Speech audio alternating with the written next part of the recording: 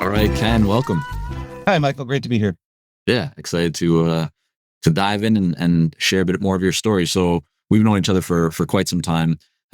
You've been a client in our Clarity coaching program, and it's been a real honor and pleasure to see the growth that you've been creating inside of your business. And that's why I'm excited to have you here today to share your story and some best practices and kind of what you've accomplished and what you've learned as you've gone kind of through that whole process of building your consulting business. But why don't we start off and if just have you share who do you work with and what do you do?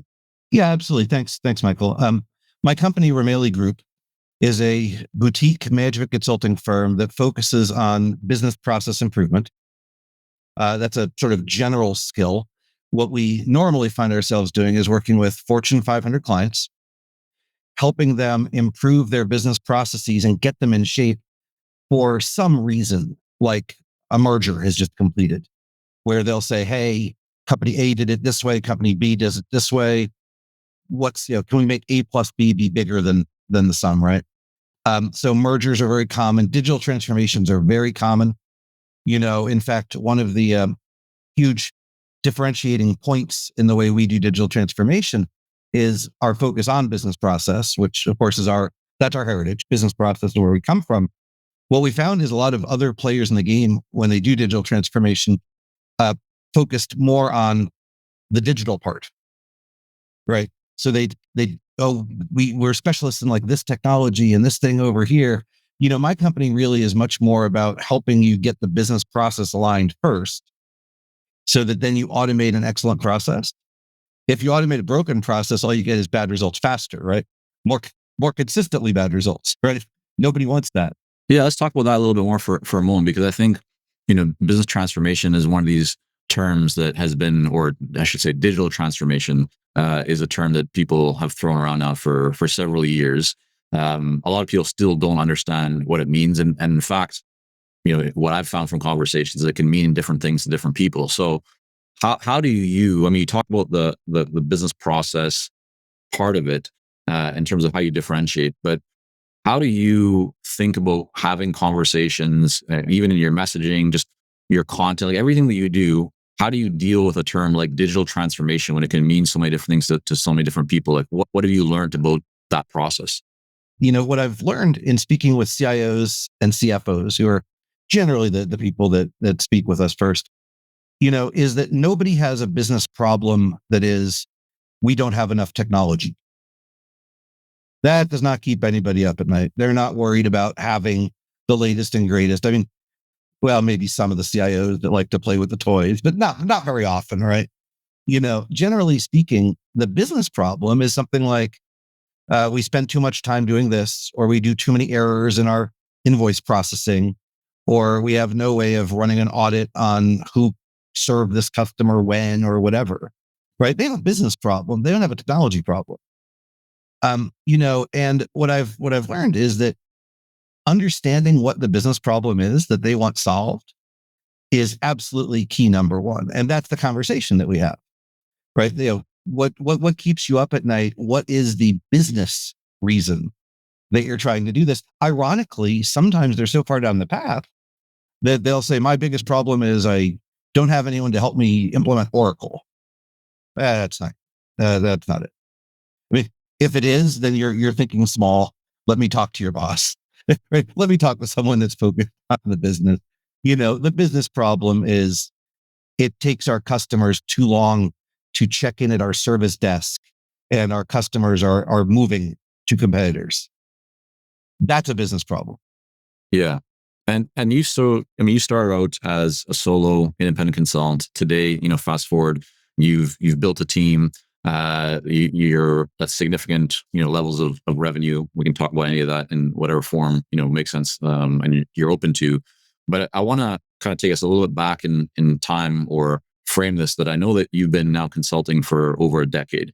And when you look at, what you've gone through to get the business to where it is today, in terms of going from a solo consultant to a team, just getting started, lower levels of revenue to now, much more significant levels of revenue. What's been the most difficult part of the journey for you? And I know that might bring up a lot of things, but what are maybe, one or two areas that you feel like, yeah, that was a real challenge, but I was over to or I was able to overcome it? When I first started, it was just me.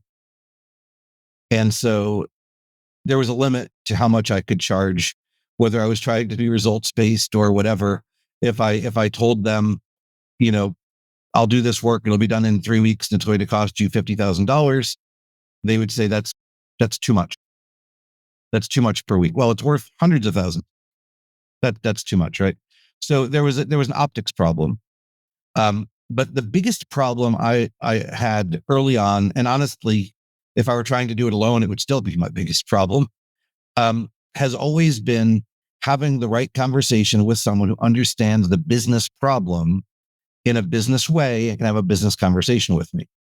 And I said the word business like 3 times because, for a digital transformation company, I talk about IT less than anyone you'll ever meet who does that. And that part, ironically, that's not a challenge.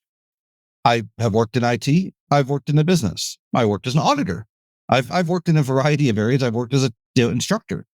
I've worked in a variety of areas. Separating business from the technology, not a problem. Talking to people about business problems, that's been the challenge, and just only getting to the right person. Too far down the food chain, everyone's focused on what's right in front of them. So I think that's a challenge a lot of people face, right? Reaching the actual decision makers, those that, they're the ones that influence the decision or make the decision and really understand the value of potentially, doing something. What have you found then has helped you to reach those people? If you were to counsel or suggest to another consultant who's dealing with that same challenge, they have a hard time reaching the decision makers, what have you found works and what would you suggest to them? First off, it's important to realize that it's different in every company. So job titles have done me no good, right? I thought they would. I said, well, I can use LinkedIn and target this way, and job titles don't seem to matter. It's when you speak with the right people, that you're doing it, and you just have to have a lot of conversations. I think, what I've been doing recently that has worked is I'm going to trade shows and I'm not buying booths, but I'm walking around as if it were my trade show, and I'm asking people, how are you enjoying the show? What's going on? What's going on? If there's a speaker that said something interesting, I might go talk to him a little bit. But as the conversation goes on, I've started to make notes about the sorts of things that the right person will say that the wrong people don't say. And so that's, to me, the trick is just get in and have as many conversations as you possibly can. And along those lines, to grease the skids, I mentioned trade shows. That's been great. The other thing I've done a lot more of than I ever thought I would, and actually, I'm sure we'll talk about it later. This came from a suggestion from my clarity coaching coach. I decided at some point that the more people who know exactly what I do and believe I'm good at it, the better off I am. Doesn't matter who they are. Doesn't matter what their job is. It could be my aunt, who, it doesn't matter. Just the more people in the world that know what I do and believe I'm good at it.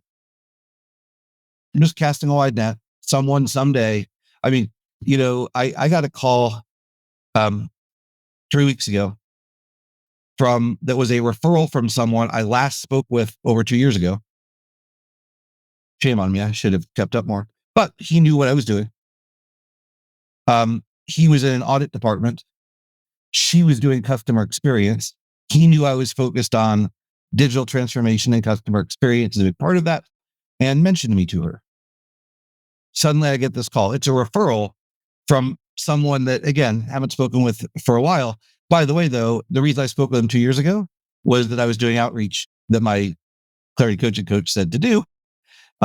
Before that, it had been probably 10 years. I haven't worked with this guy since like the early 2000s. So just to jump in for a second, Ken, because I think there's a couple of points that you're making that I really want to put a spotlight on. So the first is that you found, in your case, it's not so much about the job title of the person that you're targeting. It's more the idea of let's have as many conversations as I possibly can. But in those conversations, what you've learned is to look and kind of listen for the keywords so that you know when somebody is the right person based on specific things they say or don't say. And then you kind of allocate, more time to that relationship. Then the other one is just the importance of getting out there and making sure that as many people know what you're doing as possible. And you just shared a great example of that, how it came back years later.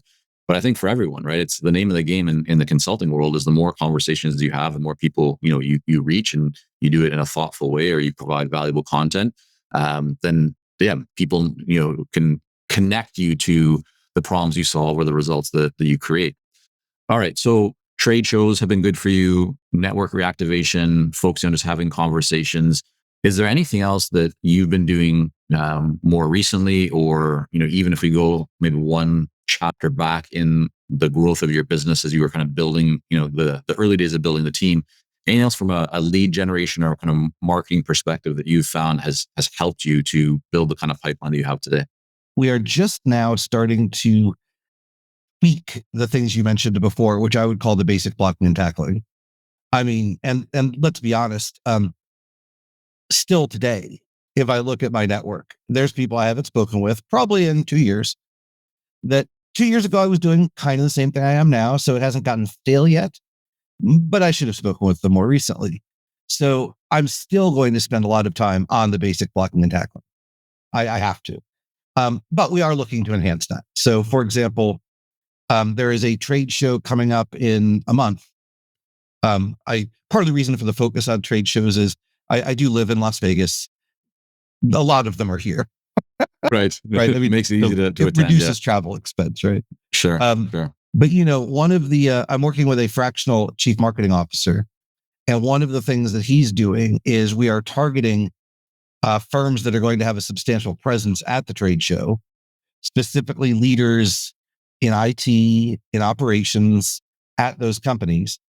And we're targeting them just to see my logo and a little meme type thing of some sort on LinkedIn during the 4 to 6 weeks before the trade show. Now, this is a tweak, but the principle, and again, haven't tested yet. First time we're trying this. The principle is when I say, yeah, I'm Ken Ramaley with Ramaley Group, I don't get who's Ramaley Group. I get, oh, yeah, I've heard of her. Where did I hear about Ramaley Group? I don't care if they remember. They know they've heard about it, right?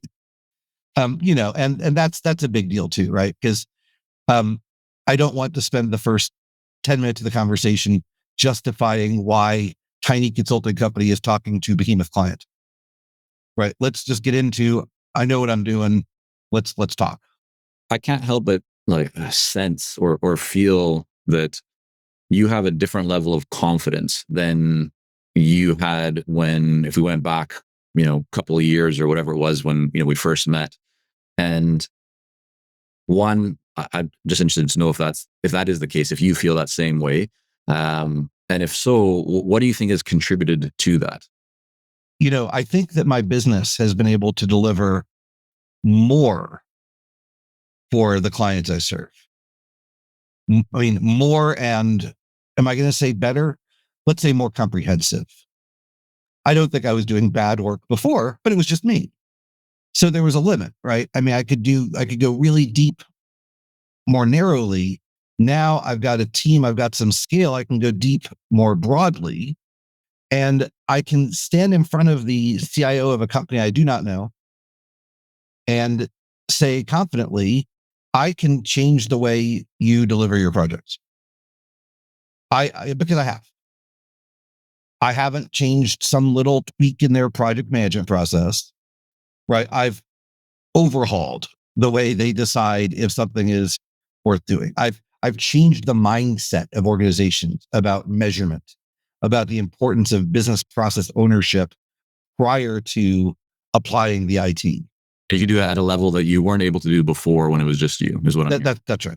So I think that's the biggest key, Michael, is, I've had the chance to really scale and, and direct people so that instead of, Ken doing things the Ramaley Group way, there's a group doing things the Ramaley Group way.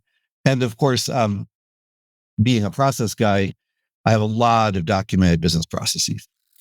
There are consultants out there landing dream clients, charging premium fees, and building the kind of business and life that you want. And here's the thing, they're not smarter or more talented than you. They've just got the right strategy. If you're tired of guessing your way through the next steps, wondering if you should raise your fees, change your marketing strategy, or find better clients, it's time to stop spinning your wheels.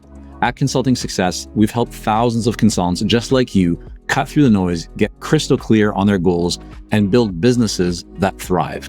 And the best part, it all starts with a free Consulting Success growth session. This is your chance to get personalized guidance on how to break through your challenges and build the business you deserve.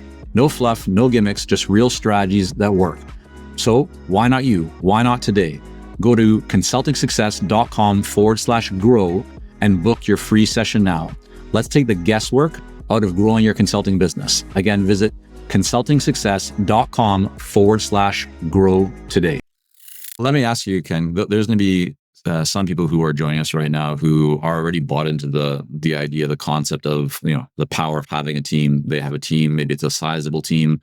But there will be others who are in the place that you were a few years back, that are the solo consultant, that maybe got into consulting because they were tired of managing other people and dealing with all the politics, and they wanted that freedom, that flexibility. And in their mind, they had a belief, or maybe still have the belief, that more people equals more problems. And so take me back to the mindset that you had when you were a solo consultant.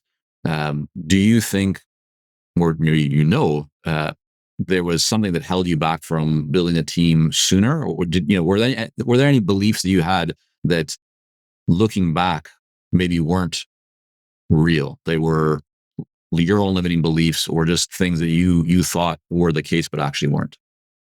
So, first off, I'll say, I'll go on the record even saying, I don't think, well, I believe there is a perfectly valid case for being a solo consultant, and that's all you ever do. So I would never tell someone, no, you must have a team, right? For certain kinds of skill sets, it's a great way to go. But that being said, I think you can promise bigger things when you have more people to deliver. And I loved delighting my clients when it was just me. I did. I mean, I had a client for whom I single-handedly changed their core way that they audited this very important financial services business.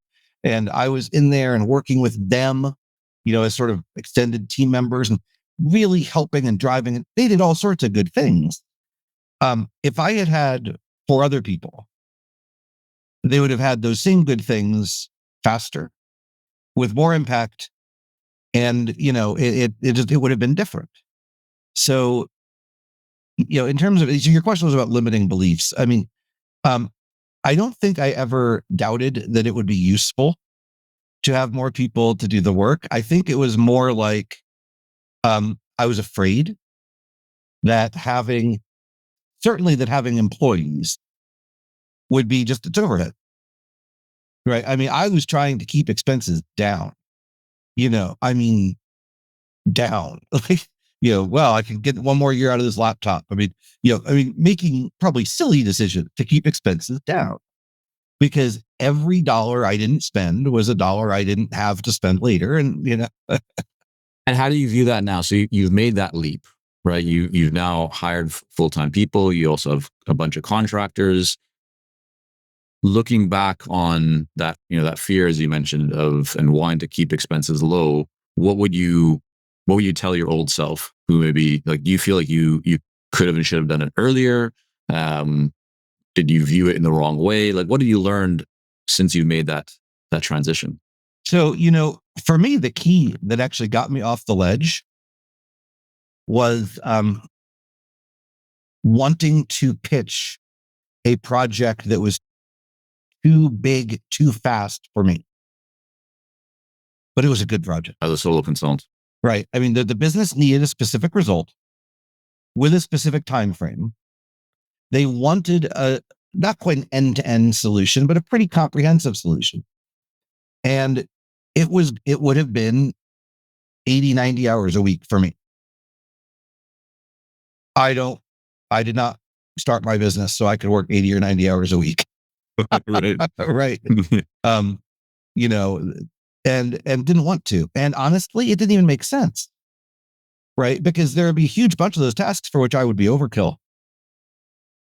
And so I got this, and I wanted to pitch on this piece of work and said, okay, well, if I'm going to get this work, I would need some people. So talk to an HR person, get a recruiting plan together, submit the proposal to get the work, and take it from there. And it has worked out, but to me, that's what I would say to someone that's on the fence, that's scared about what I was scared about is, hey, um, you know, take a swing at something that requires a team of 5. How does your schedule look today, Ken, compared to years back before the team?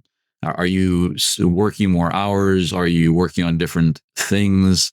Because again, that's a concern that many people have is I'm going to end up spending so much time having to kind of, manage the herd and all the training and just, all of these pieces that will take me away from doing the work. And I might end up working a lot more hours instead of working less. And so what have you seen in your case?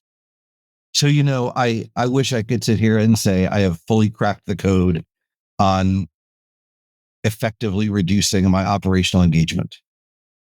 I have, to some extent, cracked the code on reducing my operational engagement.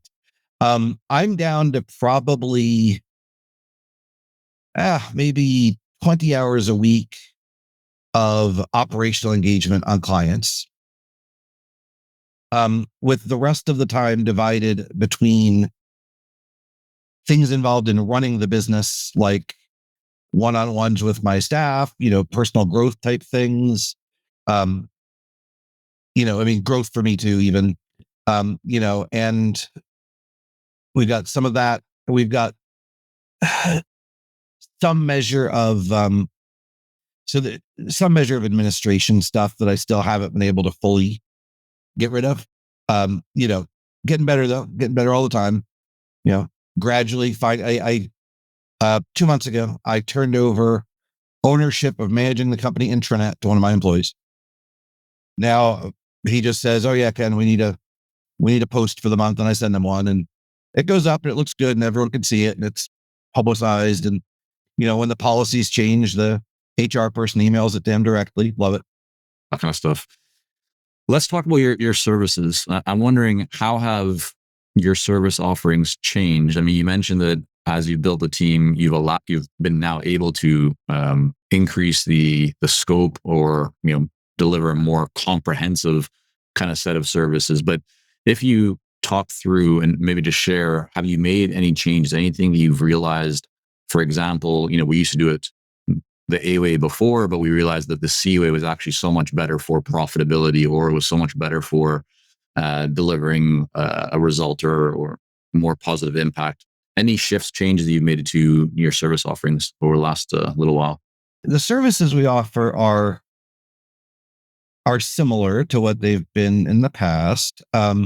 Maybe just describe them a little bit, Ken. Like, take us through what do the service offerings look like today? Right. Okay. So in a typical project, like for example, we're working on a project right now where the customer is concerned about customer experience for visitors to their facilities, which is a very classic problem. There are competing requirements. You simultaneously want to make sure you're keeping all the bad guys out, and you're letting the good guys in as quickly as possible. TSA and airport security, by the way, have the same problem. Right. So very, very classical kind of problem, and what's neat is they did not come to me with this problem. Right. They came to me with, we want to install a specific kind of solution. Can you help us with the business processes to support that solution? And I said something like, well, are you really sure that you want that solution. What problem are you trying to solve? And we got to the problem was about customer experience and balancing these. I said, great. So why don't we do some work on that? Right? Why don't we size the problem?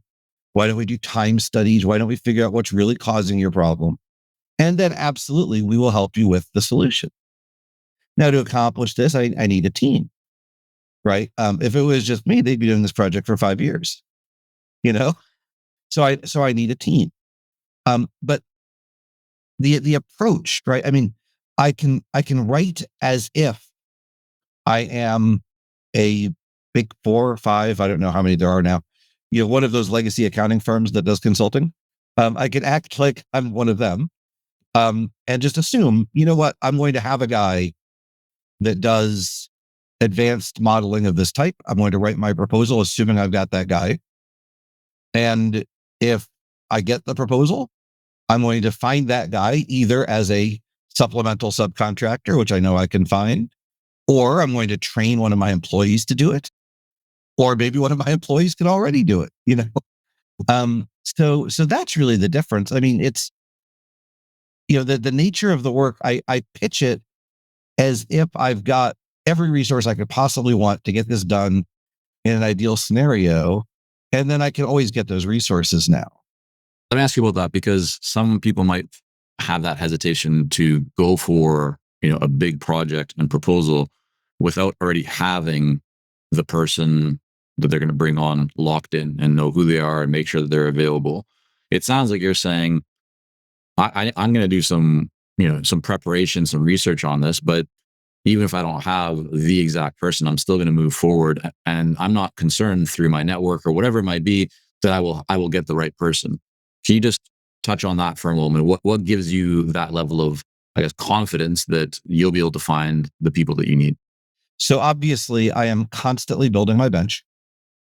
So I use HubSpot CRM, but in any CRM tool you could do this, right? I've got prospects and I've got bench, and they're both in there, and I nurture both networks, right? And bench are people that I've worked with in the past. Sometimes the people I've worked with in the past refer me to people that they know that maybe I'd want to work with in the future. And I have some conversations, keep some notes on the people, and keep them in there. Right. So I've got a skills database right there. But, even more than that, um, the reason for doing it the way I described is I believe the other way is impossible. I don't think you can make sure you are completely safe before taking the leap. And the reason I say that, and I know that that's strong, I mean, impossible, you know, um, how, I mean, the timing, right? How does that work? So if I need a specific, narrow, expensive skill set, let's say I need a $200 an hour resource, and I need to know for certain they're going to be available at a specific time. I can't do that. Not if they're good. If they're good, they're booked. I could have someone that maybe will be available. Okay, great. So I'll have that. I'll have a broad network. I'll be able to maybe available. You know, um, I mean, I certainly can't bring on an employee like that, right? I mean, if I bring in an employee and assume that the work will come, that doesn't sound right. That sounds, now a little bit you could do this, right? I mean, I have one employee who I brought on. Actually, I intended to have him sold for a project. The project actually fell through after he came on board. But guess what? Suddenly, my role in like 3 other projects got diminished because I had him and he could pick it up. So there are ways to make it work, but I think that the trick is to just start acting as if you've got the team you want to have, and then you know good things come.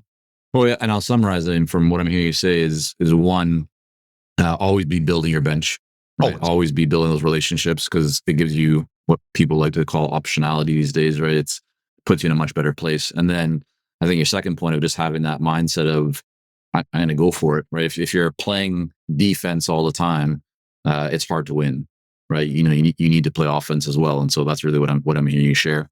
100%.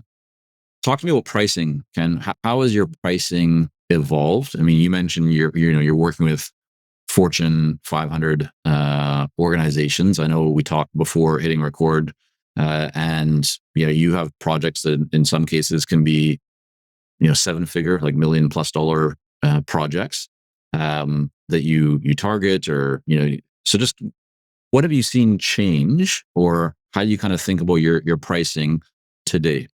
No seven-figure projects yet. I would love to have one though. If you know anyone who needs a guy, I'm, You're the guy. you know what I do. I'm good at it. Yep. So there you go.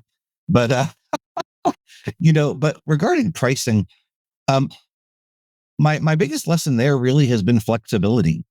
I spent early days, everything was hourly. Then everything was fixed price and value based. Um, and now I have a mix, and the mix I think is the right way to go for me, because depending on exactly what the project is, the client has an expectation, and I can shake their expectation. They can say, well, we want to see exactly what level of people are going to be on the team and what their hourly rate is. Sometimes I can get away from that.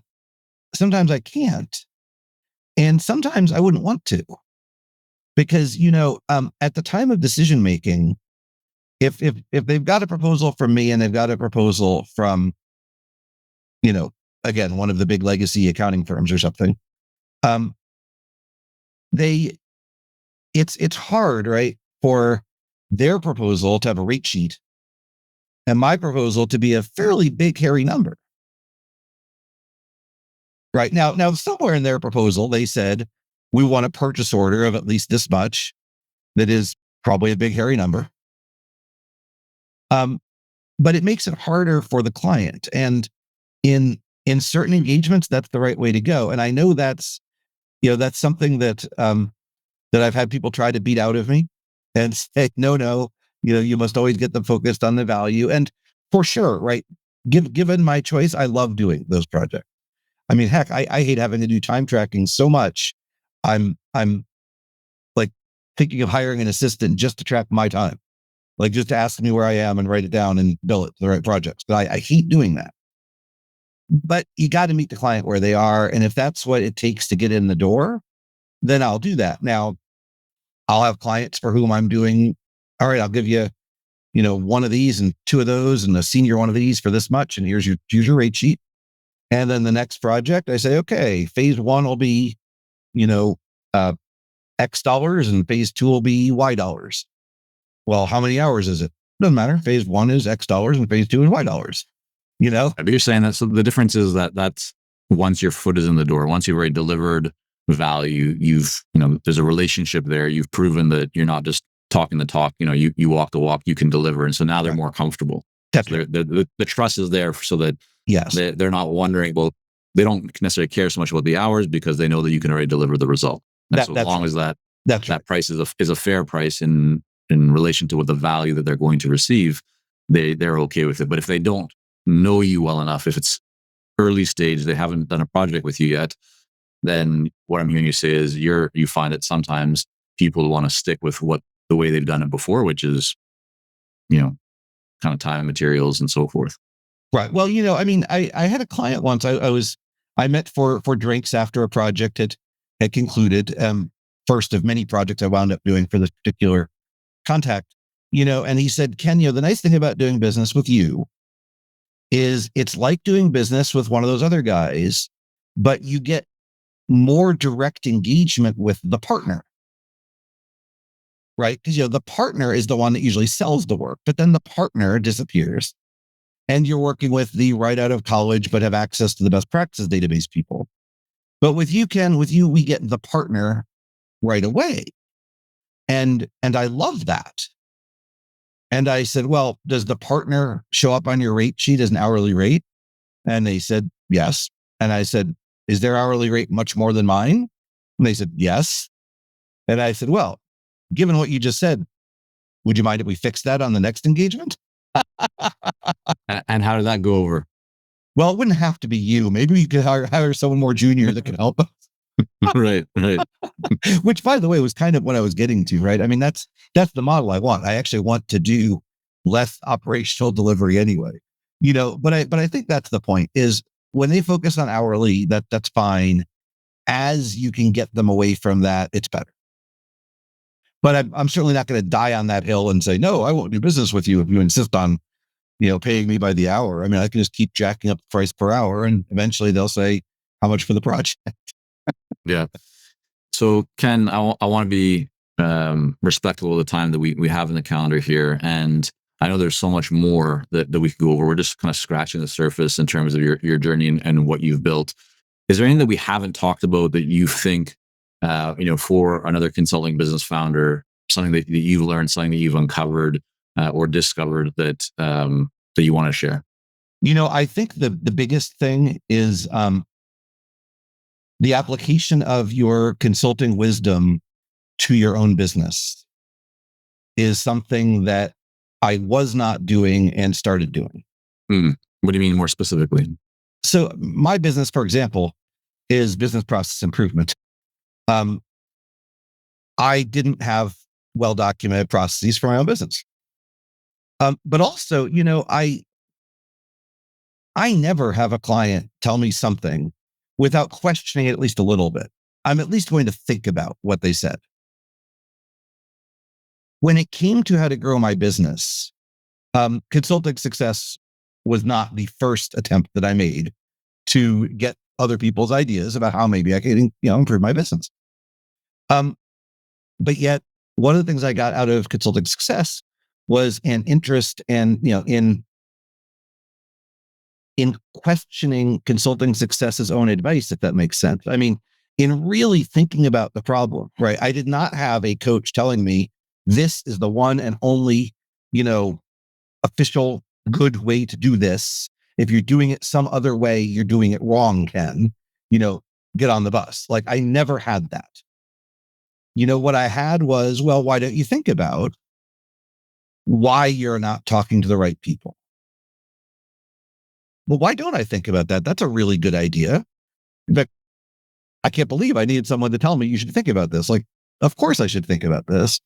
But that's been one of the um just huge breakthroughs is to treat your business as if you were consulting for your business. I think it's great advice. Too often I catch myself as well, working on things. This is why we're always surrounding ourselves with, our own coaches and mentors and so forth, because you get so busy working in the day to day and everything you have going around that sometimes, or I'd say, all the time, it's helpful to have that external perspective and somebody to get you back on track. And as you said, the cobblers, kids don't have shoes, right? It's just such a classic, um, kind of, I guess, truth that we experience.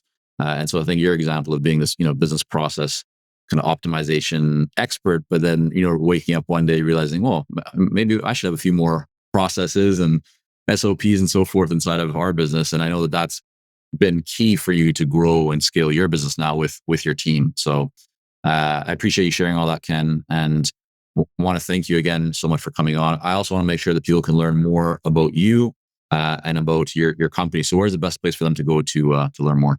Yeah, absolutely. So the best place to learn more about Ramaley Group would be ramaleygroup.com. That's RAMALEY, like my last name, the word group.com.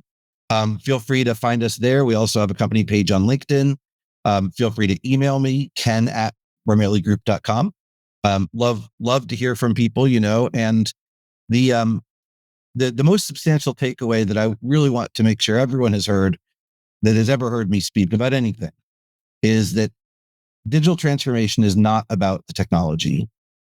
It's about some business problem, and getting to the heart of that business problem is the problem that the consultant needs to solve. It's always doesn't matter what you're doing. No one has a problem that they don't have good HR practices, right? They have a problem that they don't know how to manage people, maybe, or that, right? Their problem is some business problem, and focusing on the business problem is the lack of focus on the business problem is the the biggest pain point in business. Well, it's a great reminder and point there for us to wrap up on. Ken, thanks so much for coming on. Absolutely. Thank you, Michael.